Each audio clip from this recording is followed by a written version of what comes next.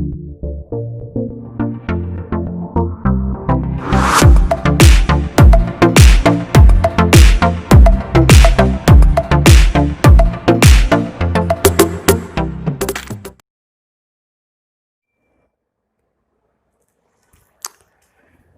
Students, welcome to the D chemistry classes. आज हम इस वीडियो में नॉमेनक्लेचर सीखेंगे उन कोऑर्डिनेशन कंपाउंड्स का जो आपके एनायनिक कॉम्प्लेक्स आयन फॉर्म करते हो। ठीक है, तो यहाँ पे हमने मेंशन किया है nomenclature of coordination compounds with anionic complex ion. तो सबसे पहले तो ये जानेंगे कि कैसे हम पहचानेंगे कि एनायनिक कॉम्प्लेक्स है। ठीक है, उसको ब्रेक करके, जैसा कि हमने प्रीवियस वीडियो में आपको क्लियर किया है, इसको एग्जांपल्स के थ्रू हम करने वाले हैं। देखते हैं, सबसे पहला एग्जांपल है आपका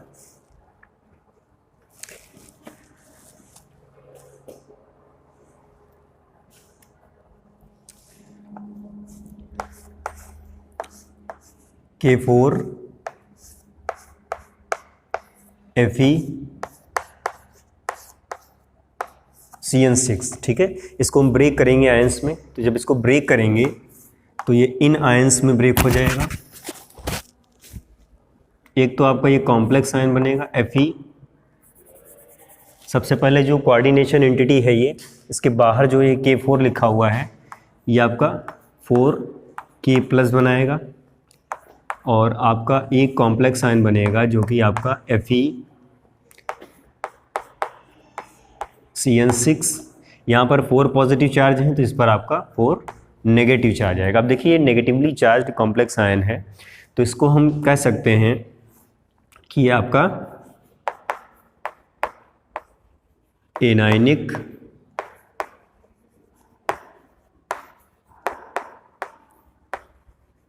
कॉम्प्लेक्स आयन है। ठीक है, इसमें सेंट्रल मेटल एटम को भी मेंशन कर देते हैं। ये जो आयरन है आपका, ये क्या है? ये आपका सेंट्रल मेटल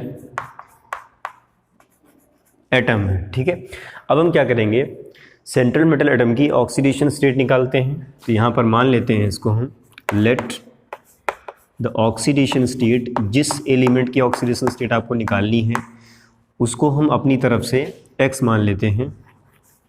Fe इसमें सेंट्रल मेटल एटम है, इज x। ठीक है, अब ये जो आपका फॉर्मूला है कोऑर्डिनेशन कंपाउंड का, इसको हम लीनियर इक्वेशन में कन्वर्ट करेंगे। तो देखिए, सबसे पहले इसमें k लिखा हुआ है, तो 4 आपका k है, k की एटॉमिक स्टेटी 4 है, तो इसका मतलब हो गया है आपका जो 4 है, यहाँ हो जाएगा 4 into oxidation number of potassium. Oxidation number potassium का कितना होता है? +1,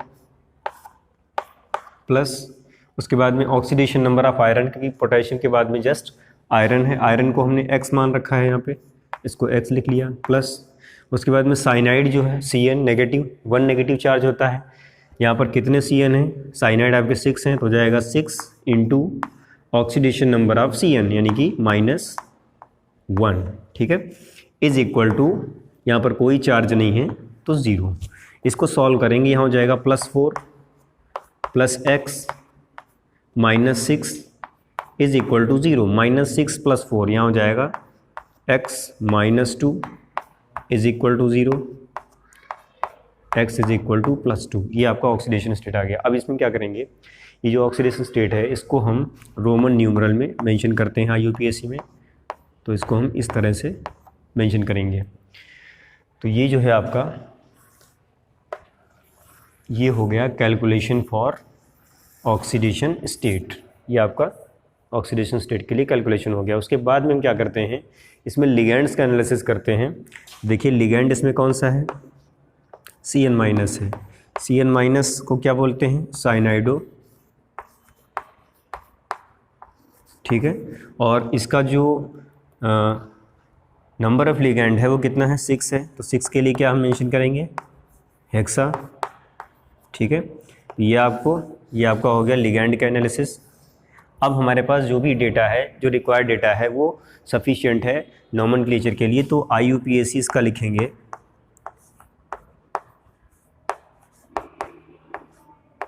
IUPAC नेम इस कंपाउंड का क्या हो जाएगा? सबसे पहले यहाँ पोटेशियम से स्टार्ट करेंगे। देखिए, एक चीज़ और बता दें आपको, यहाँ पर K4 लिखा है, इसका मतलब ये नहीं टेट्रा पोटेशियम लिखेंगे, केवल टेट्रा डाइट्राई आपका जो कोऑर्डिनेशन स्फीयर है उसके अंदर होता है, यानी कि जो स्क्वायर ब्रैकेट के अंदर जो एंटिटी है उसके लिए यूज़ करते हैं, वो बाहर है उसके लिए नहीं करेंगे। यहाँ लिखा जाएगा पोटेशियम,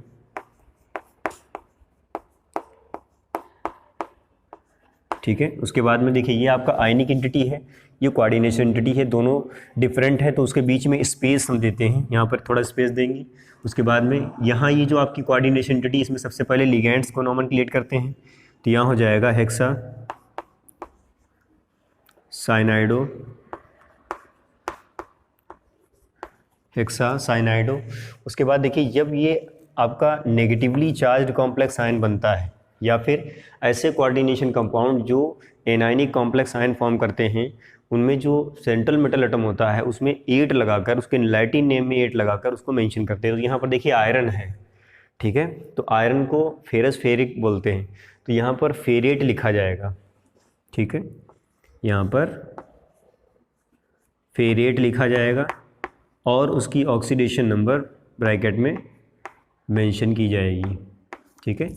तो इसका नेम हो जाएगा पोटेशियम हेक्सासाइनो फेरेट सेकेंड, इसको नोट कर लीजिए। और अभी कुछ और भी एग्जांपल्स के थ्रू इसको हम एक्सप्लेन करने वाले हैं। नेक्स्ट एग्जांपल है आपका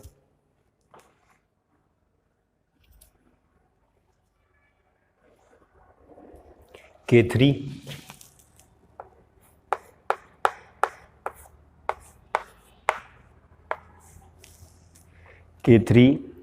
CO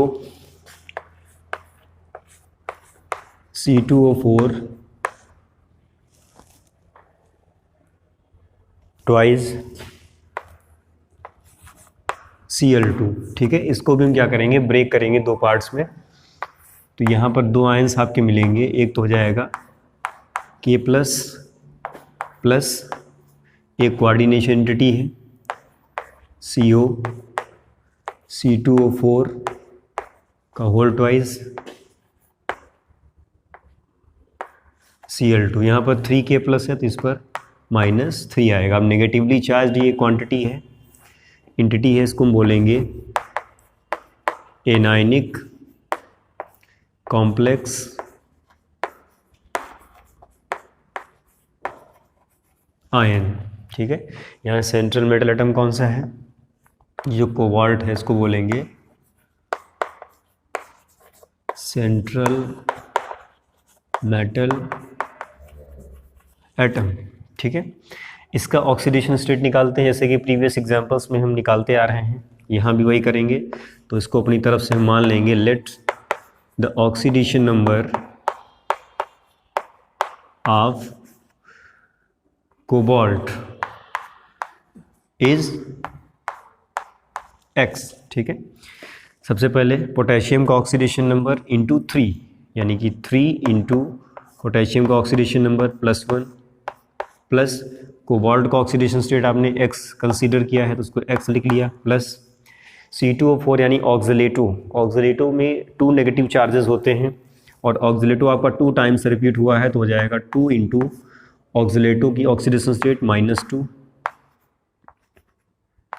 प्लस क्लोरीन की ऑक्सीडेशन स्टेट, तो यहाँ हो जाएगा 2 टाइम्स आया है क्लोरीन, इसलिए 2 इंटू क्लोरीन की oxidation state -1 is equal to, यहाँ पर कोई चार्ज नहीं है इस पर, तो यहाँ पर 0। इसको सॉल्व करेंगे तो यहाँ हो जाएगा +3 plus x -4 -2 is equal to 0।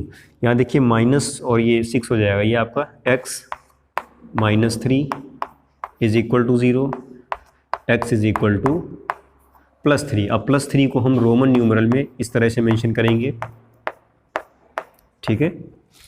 अब हम क्या करेंगे, ये जो हमारा इतना एनालिसिस है, ये ऑक्सीडेशन नंबर निकालने के लिए था। अब हम लिगेंड्स का एनालिसिस करेंगे। देखिए एक तो इसमें ये लिगेंड है C2O4 -2, इसको हम बोलते हैं ऑक्सीलेटो, ठीक है। और दूसरा आपका है Cl-, इसको लिखते हैं क्लोराइडो,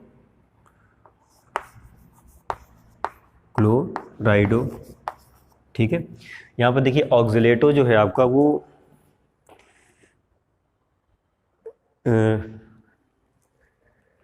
ऑक्सीलेटो 2 टाइम्स, दोनों आपके 2 टाइम्स आए हैं, तो यहाँ पर दोनों के लिए डाई यूज़ किया जाएगा। और यहाँ पर जब आपके डिफरेंट काइंड ऑफ लिगेंड्स आ गए हैं, वो भी 2 हैं, दोनों डिफरेंट हैं, तो यहाँ अल्फ़ाबेटिक ऑर्डर में इनको नॉमेनक्लेट करेंगे। तो सबसे पहले यहाँ से हम स्टार्ट करेंगे इसका IUPAC नेम, क्योंकि अब जो हमारे पास डेटा है वो सफिशिएंट है नॉमेनक्लेचर करने के लिए। तो देखिए क्या इसका नेम होगा, यहाँ से स्टार्ट करेंगे। यहाँ हो जाएगा पोटेशियम,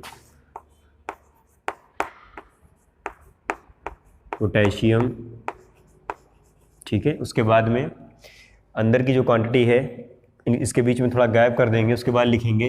देखिए यहाँ पर ऑक्सीलेटो और क्लोराइडो में ऑक्सीलेटो का O बाद में आता है अल्फ़ाबेटिक ऑर्डर में, क्लोराइडो का C ABCD में पहले आता है। तो क्लोराइडो को हम पहले लिखेंगे, यहाँ हो जाएगा डाई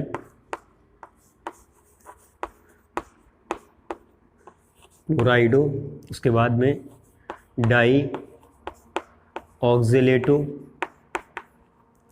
ठीक है। ये पूरा ये जो स्क्वायर ब्रैकेट में इंक्लोज्ड है एंटिटी, इसको एक वर्ड में लिखते हैं सब आपस में अटैच करके। उसके बाद में कोबाल्ट, देखिए कोबाल्ट है यहाँ पर नेगेटिवली चार्ज्ड है, एनायनिक कॉम्प्लेक्स है, तो कोबाल्ट को यहाँ पर कोबाल्टेट लिखते हैं, यहाँ पर मेंशन किए दे रहे हैं नीचे। जो CO है कोबाल्ट, इसको लिखेंगे कोबाल्टेट, मेटल में 8 जोड़ देते हैं, ठीक है। ये भी आप इसमें ध्यान रखिएगा। तो यहाँ पर हो जाएगा कोबाल्टेट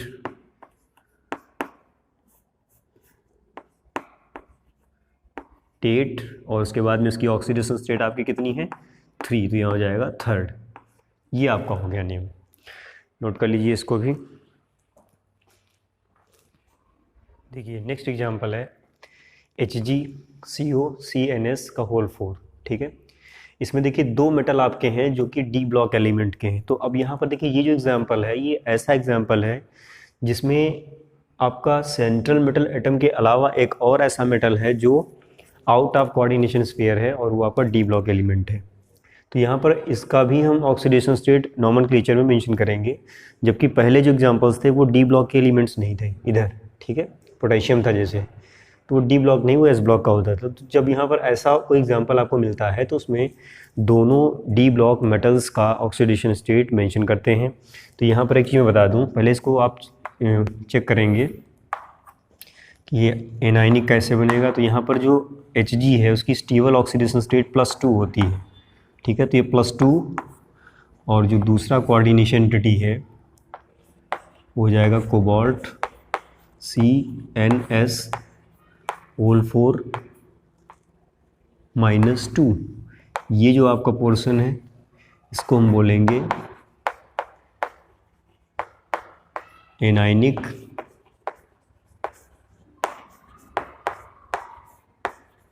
कॉम्प्लेक्स आयन, ठीक है। और यहाँ पर ये आपका सेंट्रल मेटल एटम है,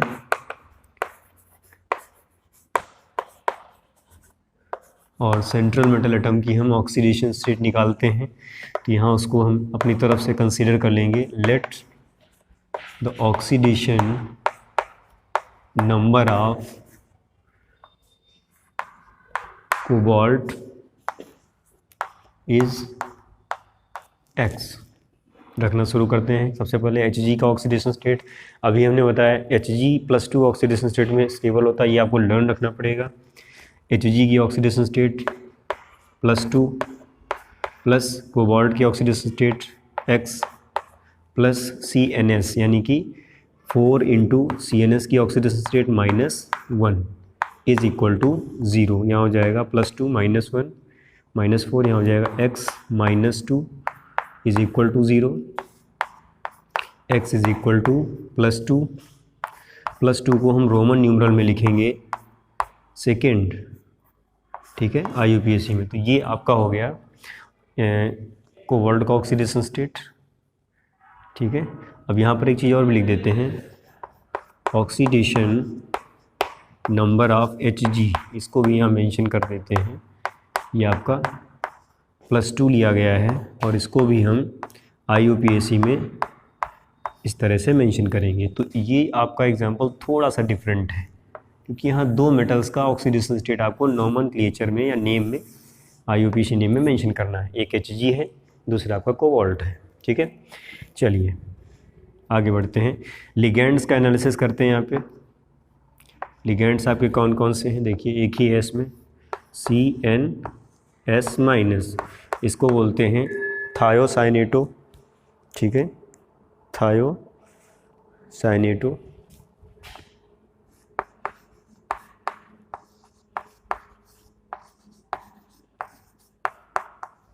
थायोसाइनेटो कितनी टाइम्स रिपीट हुआ है, 4 टाइम्स, तो यहाँ 4 के लिए हो जाएगा टेट्रा। ठीक है, और इसमें कोई लिगेंड नहीं है, ओनली 1 लिगेंड है। तो ये जो आपका है एनालिसिस हो गया लिगेंड्स के लिए। अब हमारे पास जो डेटा है वो सफिशिएंट है नॉमेनक्लेचर के लिए, तो उसका IUPAC नेम लिखने में अब प्रॉब्लम नहीं आएगी। देखिए क्या हो जाएगा, इस कंपाउंड का IUPAC नेम सबसे पहले Hg को हम यहाँ पर मरकरी ही लिखेंगे। ठीक है, यहाँ लिखेंगे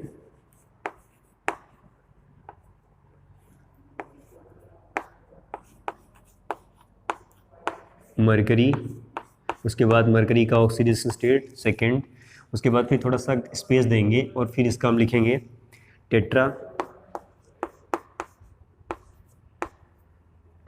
थायोसाइनेटो,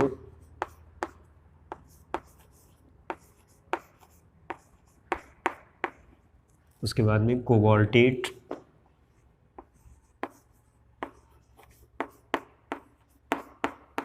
उसके बाद सेकंड। ये आपका IUPAC हो गया। यहाँ पर एक चीज़ और इंक्लूड कर देते हैं, ये आपका जो मेटल का नेम है उसको भी यहाँ पर हम मेंशन कर लेते हैं। यहाँ जो कोबाल्ट है इसको लिखा जाएगा कोबाल्टेट। ठीक है, तो इसको थोड़ा केयरफुली वॉच करिएगा, लिसन करिएगा, क्योंकि ये आपका एग्जाम्पल थोड़ा सा डिफरेंट है, नोट कर लीजिए। नेक्स्ट एग्जाम्पल है आपका NiCN4-2। ठीक है, देखिए इसमें हमें इसको आयनाइज नहीं करना है, इसको आयंस में ब्रेक नहीं करना है, क्योंकि ये ऑलरेडी पहले से ही कॉम्प्लेक्स आयन में दिया हुआ है। ठीक है, तो इसको इसमें हम एक स्टेप आगे से चलेंगे और यहाँ केवल ये आपका मेंशन करके इसमें ऑक्सीडेशन स्टेट निकालनी होगी हमें। सेंट्रल मेटल एटम आपका ये हो जाएगा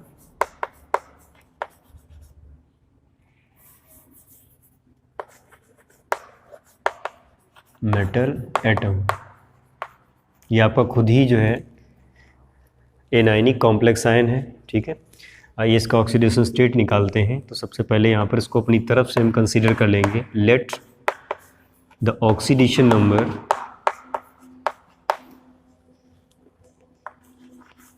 ऑफ निकिल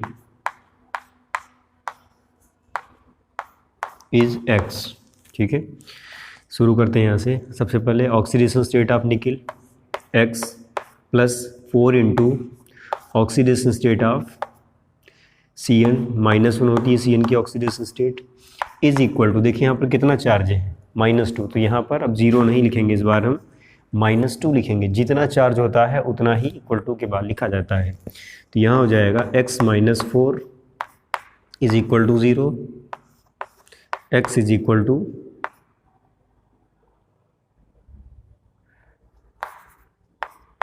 -2 + 4, यानी कि X इज इक्वल टू +2 आ गए। अब +2 को हम रोमन न्यूमरल में इस तरह से मेंशन करेंगे। ठीक है, तो अभी तक ये जो आप कैलकुलेशन कर रहे थे ये था आपका ऑक्सीडेशन स्टेट के लिए। अब हम करेंगे लिगेंड्स के लिए। तो यहाँ लिगेंड्स में आपका कौन कौन सा है, एक ही लिगेंड है साइनाइड, इसको हम क्या लिखते हैं, इसको लिखते हैं साइनाइडो। और जो 4 है आपका, 4 के लिए हम 4 को लैटिन में टेट्रा लिखते हैं IUPAC में, तो ये आपका इसके साथ में मेंशन किया जाएगा। यहाँ निकिल जो है, निकिल को हम क्या लिखेंगे, निकिलेट। ठीक है, निकिलेट,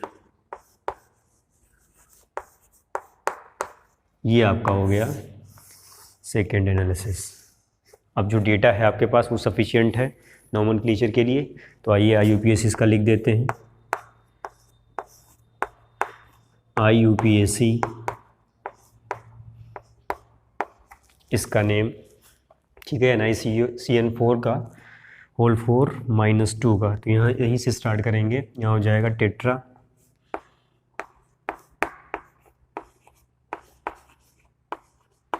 साइनाइडो, टेट्रा साइनाइडो, उसके बाद में निकलेट,